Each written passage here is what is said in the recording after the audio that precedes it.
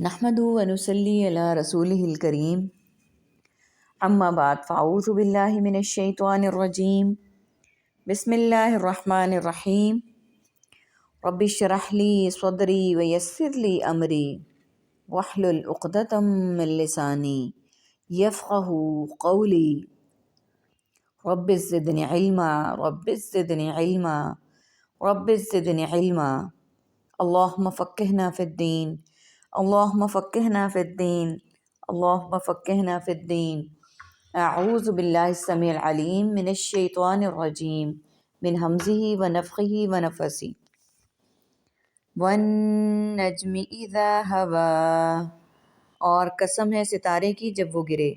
मा ضل साहिबुकुम व मा गवा, न राह भूला तुम्हारा साथी और न वो भटका। वमा यंतिक़ु अनिल हवा, और नहीं वो बोलता अपनी ख्वाहिश से। इन हुआ इल्ला वह्युम यूहा, नहीं है वो मगर एक वही जो उस पर वो भेजी जाती है। अल्लमहु शदीदुल क़वा, इसको सिखाया ज़बरदस्त क़ुव्वतों वाले फरिश्ते ने।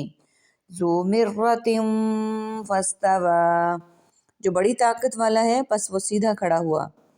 वहुवा बिल उफ़ुक़िल आला, और वो आसमान के किनारे पर था बुलंद। सुम्मा दना फ़तदल्ला, फिर वो करीब हुआ सो उतर आया। फ़कान क़ाब क़ौसैन, तो वो हो गया फासले पर बक़दर दो कमानों के। कसम है सितारे की जब वो गिरे। बाज़ मुफस्सिरीन ने सितारे से सुरैया सितारा, बाज़ ने ज़हरा सितारा मुराद लिए हैं, और बाज़ ने जिनसे नजूम हवा ऊपर से नीचे गिरना, यानी जब रात के अख्ताम पर फजर के वक्त वो गिरता है या शयातीन को मारने के लिए गिरता है, या बकौल बाज़ क़यामत वाले दिन करेंगे। न तुम्हारा साथी राह भूला और न वो भटका। ये जवाब कसम है। साहिबुकुम तुम्हारा साथी कहकर नबी सल्लल्लाहु अलैहि वसल्लम की सदाकत को वाज़ेह तर किया गया है कि नबूवत से पहले 40 साल इसने तुम्हारे साथ और तुम्हारे दरमियान गुजारे हैं। इसके शब व रोज़ के तमाम मामूलात तुम्हारे सामने हैं। इसका अखलाक व किरदार तुम्हारा जाना पहचाना है। रास्तबाजी और ईमानदारी के सिवा तुमने इसके किरदार में कभी कुछ और भी देखा? अब 40 साल के बाद जो वो नबूवत का दावा कर रहा है, तो ज़रा सोचो वो किस तरह झूठ हो सकता है। चुनाचे वाक़ई ये है कि वो ना गुमराह हुआ है न बहका है। दलालत राह हक से वो इनहराफ है जो जहालत और लाइल्मी से हो, और गवायत वो कजी है जो जानते बूझते हक को छोड़कर इख्तियार की जाए। अल्लाह ताला ने दोनों किस्म की गुमराहियों से अपने पैगंबर की तंज़ीह फरमाई है। और नहीं वो बोलता अपनी ख्वाहिश से, नहीं है वो मगर एक वही जो इस पर भेजी जाती है। यानी वो गुमराह या बहक किस तरह सकता है? वो तो वही इलाही के बग़ैर लब कुशाई ही नहीं करता। हत्ता के मज़ाह और खुशतबी के मौक़ों पर भी आप सल्लल्लाहु अलैहि वसल्लम की ज़बान मुबारक से हक़ के सिवा कुछ ना निकलता था। जामे तिर्मिज़ी हदीस 1990। इसी तरह हालत ग़ज़ब में आप सल्लल्लाहु अलैहि वसल्लम को अपने जज्बात पर इतना कंट्रोल था कि आप सल्लल्लाहु अलैहि वसल्लम की ज़बान से कोई बात खिलाफ वाक़या न निकलती। सुनन अबी दाऊद हदीस 3646। इसको सिखाया ज़बरदस्त क़ुव्वतों वाले फ़रिश्तों ने, जो बड़ी ताकत वाला है, बस वो सीधा खड़ा हुआ या बुलंद हुआ।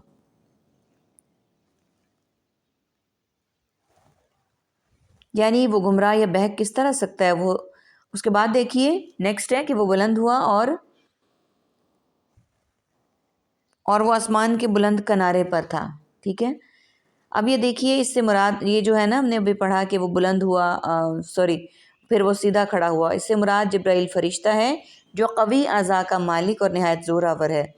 पैगंबर पर वही लाने और इसे सिखलाने वाला यही फरिश्ता है। आयत नंबर 7, यानी जिब्राइल यानी वही सिखलाने के बाद आसमान के किनारे पर जा खड़े हुए। फिर वो करीब हुआ सो उतर आया, यानी फिर ज़मीन पर उतरे और आहिस्ता आहिस्ता नबी सल्लल्लाहु अलैहि वसल्लम के قریب ہوئے تو وہ ہو گیا 2 کمانوں کے قدر فاصلے پر، او ادنا یا اس سے بھی زیادہ قریب۔ بعض نے ترجمہ کیا ہے کہ 2 ہاتھوں کے بقدر یہ نبی صلی اللہ علیہ وآلہ وسلم اور جبرائیل علیہ السلام کی باہمی قربت کا بیان ہے، اللہ تعالیٰ اور نبی صلی اللہ علیہ وآلہ وسلم کی قربت کا اظہار نہیں ہے، جیسا کہ بعض لوگ باور کراتے ہیں۔ آیات کے سیاق سے صاف واضح ہے کہ اس میں حضرت جبرائیل علیہ السلام اور پیغمبر کا بیان ہے۔ اسی قربت کے موقع پر نبی صلی اللہ علیہ وآلہ وسلم نے جبرائیل علیہ السلام کو ان کی اصل شکل میں دیکھا، اور یہ بعثت کے ابتدائی دور کا واقعہ ہے جس کا ذکر ان آیات میں کیا گیا۔ دوسری مرتبہ اصل شکل میں معراج کی رات دیکھا۔ فَأَوْحَىٰ إِلَىٰ عَبْدِهِ مَا أَوْحَىٰ، پھر اس نے وحی کی اس کے بندے کی طرف جو اس نے وحی کی۔ مَا كَذَبَكَ الْفُؤَادُ، نہیں جھوٹ بولا رسول کے دل نے، مَا رَأَىٰ، جو اس نے دیکھا۔ أَفَتُمَارُونَهُ، پھر بھلا کیا تم سب جھگڑتے ہو اس پر، عَلَىٰ مَا يَرَىٰ، اس پر جو وہ دیکھتا ہے۔ وَلَقَدْ رَآهُ، اور بلا شبہ یقیناً اس رسول نے دیکھا اس جبرائیل کو، نزلۃً اخری، ایک بار اور، عند سدرۃ المنتہیٰ، سدرۃ المنتہیٰ کے پاس، عندہا جنت المأویٰ، اس کے پاس ہمیشہ رہنے کی جنت ہے۔ اذ یغشی السدرۃ ما یغشیٰ، جب وہ ڈھانپ رہا تھا اس بیری کو جو کچھ وہ ڈھانپ رہا تھا۔ ما زاغ البصر وما طغیٰ، نہ مائل ہوئی دوسری طرف پس نگاہ اور نہ وہ حد سے بڑھی۔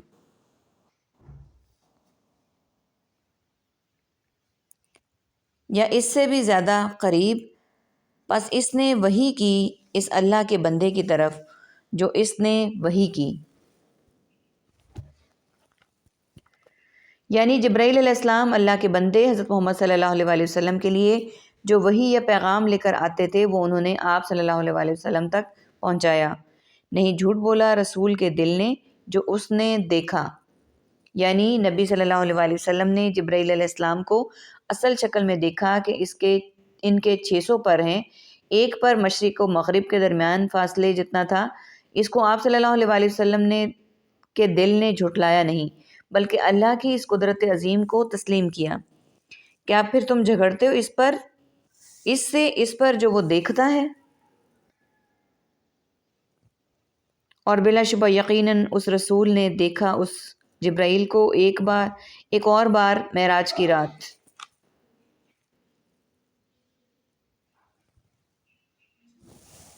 سدرۃ المنتہیٰ کے پاس، یہ لیلۃ المعراج کو جب اصل شکل میں حضرت جبرائیل علیہ السلام کو دیکھا اس کا بیان ہے۔ یہ سدرۃ المنتہیٰ ایک بیری کا درخت ہے جو 6 یا 7ویں آسمان پر ہے، یہ آخری حد ہے، اس سے اوپر کوئی فرشتہ نہیں جا سکتا، فرشتے اللہ کے احکام بھی یہیں سے وصول کرتے ہیں۔ اس کے پاس ہمیشہ رہنے کی جنت ہے۔ اسے جنت الماوا اس لیے کہتے ہیں کہ حضرت آدم علیہ السلام کا ماوا مسکن یہی تھا۔ بعض کہتے ہیں کہ روحیں یہاں آ کر جمع ہوتی ہیں۔ جب ڈھانپ رہا تھا اس بیری کو جو کچھ وہ ڈھانپ رہا تھا، سدرۃ المنتہیٰ کی اس کیفیت کا بیان ہے جب شب معراج میں آپ صلی اللہ علیہ وآلہ وسلم نے اس کا مشاہدہ کیا، سونے کے پروانے اس کے گرد منڈلا رہے تھے، فرشتوں کا عکس اس پر پڑ رہا تھا اور رب کی تجلیات کا مظہر بھی وہی تھا۔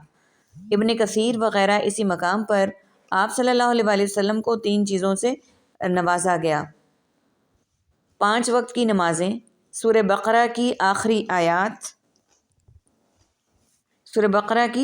آیات اور اس کے علاوہ اس مسلمان کی مغفرت کا وعدہ جو شرک کی آلودگیوں سے پاک ہوگا۔ صحیح مسلم حدیث 173۔ مغفرت سے مراد ہے کہ مسلمان ہمیشہ جہنم میں نہیں رہے گا، یا تو ابتدا میں ہی اللہ تعالیٰ اپنے فضل و کرم سے اس کو معاف کر کے جنت میں بھیج دے گا، یا پھر سزا بھگت کر جنت میں جائے گا۔ مطلب یہ ہے کہ مسلمان کا دائمی ٹھکانہ بالآخر جنت ہی ہے، بشرطیہ کہ شرک سے وہ پاک ہو، نہ اس کی نگاہ اور طرف مائل ہوئی اور نہ وہ حد سے بڑھی۔ یعنی نبی صلی اللہ علیہ وآلہ وسلم کی نگاہیں دائیں بائیں ہوئیں، نہ اس حد سے بلند اور متجاوز ہوئیں جو آپ صلی اللہ علیہ وسلم کے لیے مقرر کر دی گئی تھی۔ لقد رأى من آیات ربہ الکبریٰ، بلا شبہ یقیناً اس نے دیکھی اپنی رب کی نشانیوں میں سے بعض بڑی۔ افرأیتم اللات والعزیٰ، اور پھر بھلا کیا تم نے دیکھا یعنی غور کیا لات اور عزیٰ کو، ومناۃ الثالثۃ الاخریٰ، اور تیسرے ایک اور منات کو، الکم الذکر، کیا تمہارے لیے لڑکے ہیں، وَلَهُ الْأُنثىٰ، اور اس کے لیے لڑکیاں ہیں، تِلْکَ اِذًا قِسْمَةٌ ضِیضٰی، یہ اس وقت تقسیم ہے بہت بے انصافی کی۔ إِنْ هِیَ إِلَّا أَسْمَاءٌ سَمَّیْتُمُوهَا، نہیں ہے وہ مگر چند نام کہ تم نے رکھا ہے انہیں، انتم وآباؤکم ما انزل اللہ، تم اور تمہارے آباء و اجداد نے نہیں نازل فرمائی اللہ نے، بہا من سلطان، ان کی کوئی دلیل، ان یتبعون الا الظن وما تہوی الانفس، نہیں وہ سب پیچھے چلتے مگر گمان ہے اور وہ جو چاہتے ہیں ان کے دل۔ بلا شبہ یقیناً اس نے دیکھیں اپنے رب کی بعض نشانیاں، جن میں یہ جبرائیل علیہ السلام سدرۃ المنتہا کا دیکھنا اور دیگر مقامات قدرت کا مشاہدہ ہے، جن کی کچھ تفصیل احادیث معراج میں بیان کی گئی ہے۔ مذکورہ آیات میں معراج کے بعض واقعات کی طرف اشارہ کیا گیا ہے جن کی تفصیل احادیث میں ملتی ہے، اس لیے قرآن فہمی کے لیے احادیث صحیحہ سے استفادہ ناگزیر ہے۔ چنانچہ معراج کی جو تفصیل احادیث میں بیان ہوئی ہے اس پر ایمان رکھنا اور اسے ان آیات کی توضیح و تشریح سمجھنا چاہیے۔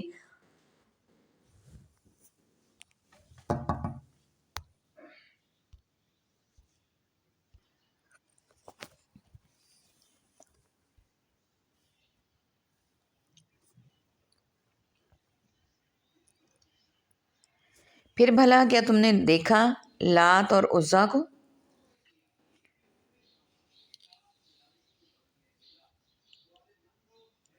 اور تیسرے ایک اور منات کو، کیا یہ معبود ہو سکتے ہیں؟ یہ مشرکین کی توبیخ کے لیے کہا جا رہا ہے کہ اللہ کی تو یہ شان ہے جو مذکور ہوئی کہ جبرائیل علیہ السلام جیسے عظیم فرشتوں کا وہ خالق ہے، محمد رسول اللہ صلی اللہ علیہ وسلم جیسے اس کے رسول ہیں جنہیں اس نے آسمانوں پر بلا کر بڑی بڑی نشانیوں کا مشاہدہ بھی کروایا، اور وہی بھی ان پر نازل فرماتا ہے۔ کیا تم جن معبودوں کی عبادت کرتے ہو ان کے اندر بھی یا اس قسم کی خوبیاں ہیں؟ اس ضمن میں عرب کے 3 مشہور بتوں کے نام بطور مثال دیے۔ لات، بعض کہتے ہیں مشرکین اپنے بتوں کے لیے اللہ تعالیٰ کے ناموں سے اس نام کو مشتق کرتے تھے اور لات کو لفظ اللہ سے مشتق کیا۔ بعض کے نزدیک لات یلید سے ہے جس کے معنی ہے موڑنے کے، پجاری اپنی گردنیں اس کی طرف موڑتے اور اس کا طواف کرتے تھے اس لیے یہ نام پڑ گیا۔ بعض کہتے ہیں اللات میں تا مشدد ہے، لتن یا لتو سے اسم فاعل، ستو گھولنے والا، ایک نیک آدمی تھا، حاجیوں کے ستو گھول گھول کر پلاتا تھا حاجیوں کو۔ جب وہ مر گیا تو لوگوں نے اس کی قبر کو عبادت گاہ بنا لیا، پھر اس کے مجسمے اور بت بن گئے۔ یہ طائف ہے، بنو ثقیف کا سب سے بڑا بت تھا۔ العزیٰ کہتے ہیں یہ ایک اللہ کے صفاتی نام عزیرن سے ماخوذ ہیں اور عزو کی تانیث ہے بمانی عزیراتن۔ بعض کہتے ہیں یہ غطفان میں ایک درخت تھا جس کی عبادت کی جاتی تھی۔ بعض کہتے ہیں کہ شیطانی تھی جو بعض درختوں میں ظاہر ہوتی تھی، یہ شیطان کی مونس۔ بعض کہتے ہیں یہ سنگ ابیض تھا جس کو پوجتے تھے، یہ قریش اور بنو کنانہ کا خاص معبود تھا۔ منات منا یمنا سے ہے جس کے معنی سبن بہانے کے ہیں۔ اس کا تقرب حاصل کرنے کے لیے لوگ کثرت سے اس کے پاس جانور ذبح کرتے اور اس کا خون بہاتے تھے۔ یہ مکہ اور مدینے کے درمیان ایک بت تھا، یہ قدید کے مقابلے میں مشلل جگہ میں تھا۔ بنو خزاعہ کا یہ خاص بت تھا۔ زمانہ جاہلیت میں اوس اور خزرج یہیں سے احرام باندھتے تھے اور اس بت کا طواف بھی کرتے تھے۔ اس کے علاوہ مختلف اطراف میں اور بھی بہت سے بت اور بت خانے پھیلے ہوئے تھے۔ نبی صلی اللہ علیہ وسلم نے فتح مکہ کے بعد اور دیگر مواقع پر ان بتوں اور دیگر تمام بتوں کا خاتمہ فرما دیا۔ ان پر جو قبے اور عمارتیں بنی تھی وہ مسمار کروا دیں۔ ان درختوں کو کٹوا دیا جن کی تعظیم کی جاتی تھی، اور وہ تمام آثار و مظاہر مٹا ڈالے گئے جو بت پرستی کی یادگار تھے۔ اس کام کے لیے آپ صلی اللہ علیہ وآلہ وسلم نے حضرت خالد، حضرت علی، حضرت عمر بن عاص، حضرت حریر بن عبداللہ البجلی وغیرہ ہم رضی اللہ عنہم کو جہاں جہاں یہ بت تھے بھیجا، اور انہوں نے جا کر ان سب کو ڈھا کر سرزمین عرب سے شرک کا نام مٹا دیا۔ ابن کثیر۔ قرون اولیٰ کے بعد بہت بعد ایک مرتبہ اس عرب میں شرک کے یہ مظاہرے عام ہو گئے، جن کے لیے اللہ تعالیٰ نے مجدد الدعویٰ شیخ محمد بن عبد الوہاب کو توفیق تجدید، ایک مرتبہ پھر سلطان عبدالعزیز والی نجد، حجاز وغیرہ موجودہ سعودی حکمرانوں کے والد اور اس مملکت بانی نے کی، اور تمام پختہ قبروں اور قبوں کو ڈھا کر سنت نبوی علی صاحبہ الصلاۃ والتحیہ کا احیاء فرمایا، جو الحمدللہ پورے سعودی عرب میں اسلامی احکام کے مطابق نہ کوئی پختہ قبر ہے، نہ کوئی مزار، دربار یا آستانہ ہے جس کی پرستش کی جاتی ہو۔ جس طرح کہ اکثر اسلامی ممالک میں قبر پرستی کی شکل میں شرک کے مظاہر عام ہیں، ہداہم اللہ تعالی، اللہ تعالی ہم سب کو ہدایت دے، آمین یا رب العالمین۔